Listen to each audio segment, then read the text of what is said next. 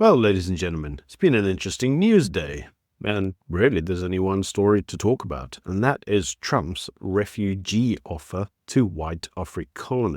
Now, this comes on the back that the US Embassy in South Africa issued an update following the executive order that Donald Trump signed, basically allowing Afrikaners to be able to apply for refugee status in the US.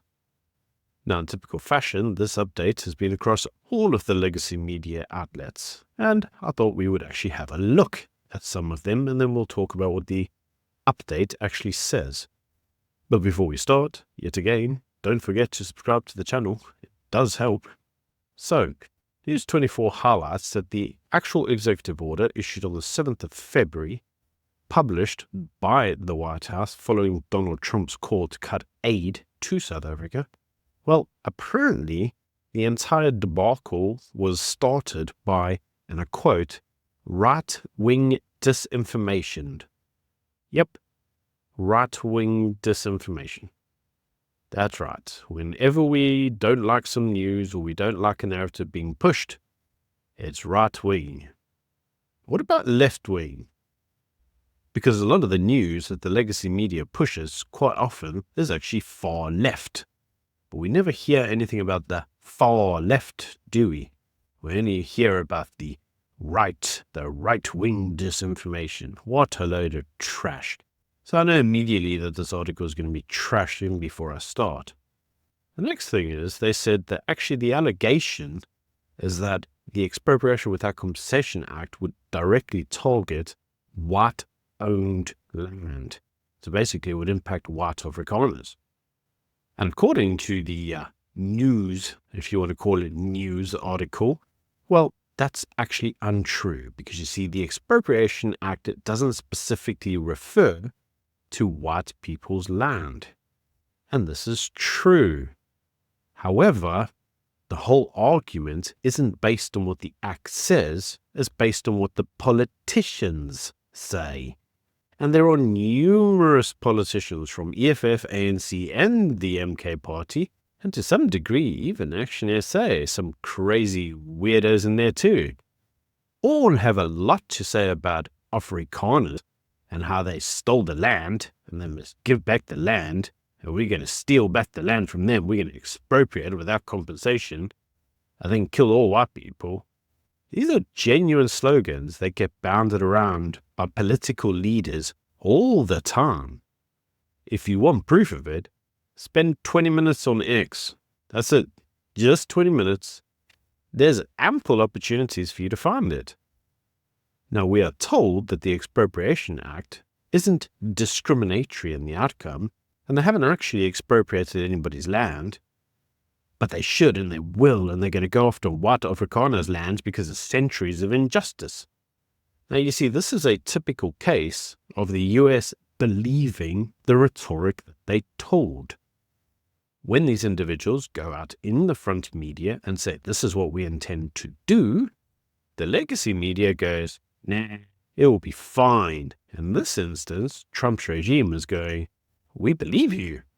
And because we believe you, we want to make sure that there isn't a humanitarian crisis that needs immediately addressing, which would obviously cost us a hell of a lot more money to deal with the influx in an emergency situation than the managed outflows. And it's on that basis that they basically said, well, they'll allow a refugee status application to the United States for resettlement of Afrikaners in search of a better life. Now, this backdrop is actually important to the update because you see the update basically says that the Department of State is coordinating with the Department of Homeland Security in order to implement a program which considers the eligibility for the U.S. refugee settlement for disfavored ethnic minority Afrikaners in South Africa, who are victims of unjust racial discrimination. And there's a number of things in this that you can infer. The first is the ethnic minority being Afrikaner. Now, they don't explain how they defined an Afrikaner. That could be a white, it could also be a colored individual. We don't really know. The second is, it says, are victims of unjust racial discrimination. So the mere presence of BEE could, in theory, qualify an individual for refugee status. But again, they haven't actually addressed this.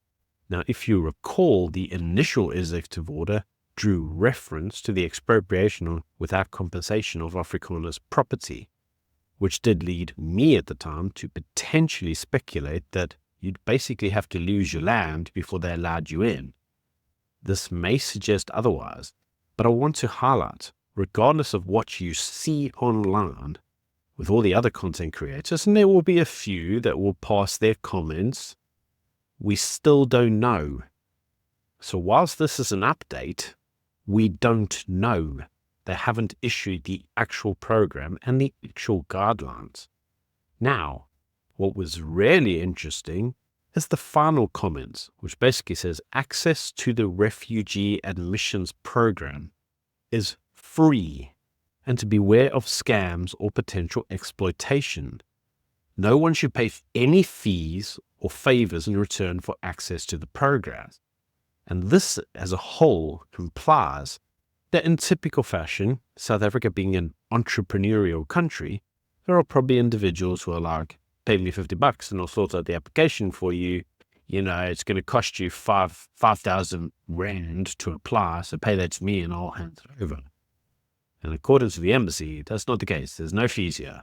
There's no fees involved in any of this. So at the end of the day, if somebody says to you, I can sort this out for you and I know the answer to what's going on, your answer should be, no, you don't. In fact, no one does. Now, the actual announcement does then come out and say that any official communication should go directly to the South African US Embassy, and they will respond to any queries that you have. You can also check up online for any updates. And I want to stress that at the moment, there aren't any. The update is they're putting together a program.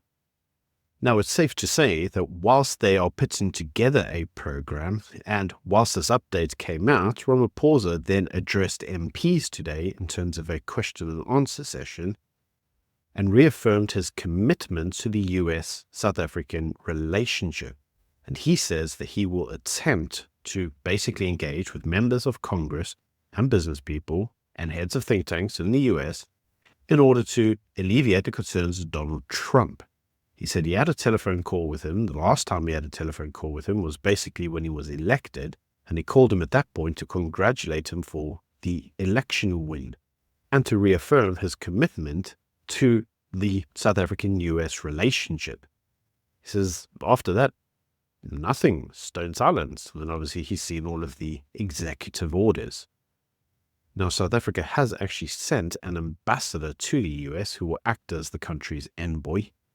Now, this is actually in comparison to what actually happened during the last administrations, where we completely sidelined America and sent no one. Now, all of a sudden, we're sending somebody because the relationship is in peril.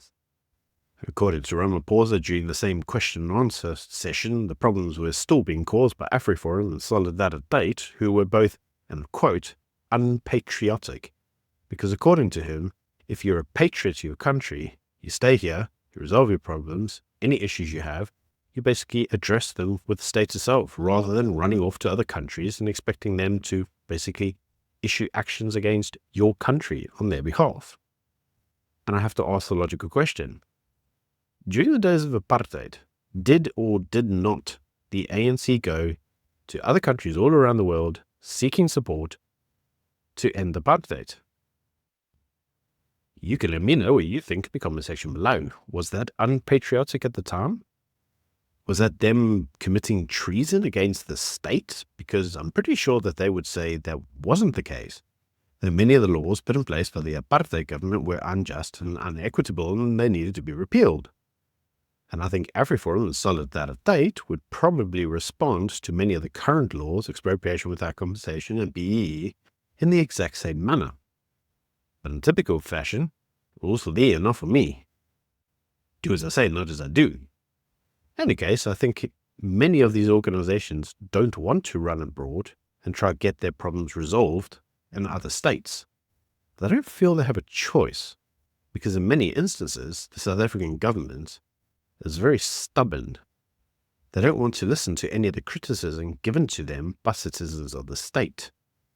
Yet again, and I'll highlight this as yet another example, this used the health minister, Aaron, who has a court order telling him not to implement the NHI, and he's doing it anyway, because he doesn't care what the citizens or even the courts have to say about specific issues.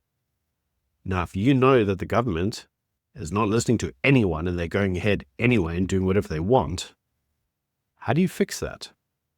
And many would argue, well, you're just going to have to go abroad and lobby from abroad. Isn't that what the ANC did during apartheid? But the ANC says that's unpatriotic. You shouldn't do that. You should speak to them, even though they're going to ignore you, time and time again. Yeah, the whole thing's pointless. Anyway, that's the update, chaps. Really not a lot to say. It's amazing that all the legacy media is trumpeting this up like there's this massive announcement. And there was an announcement of nothing. Anyway, you can let me know what you think in the comment section below. Until tomorrow. Bye.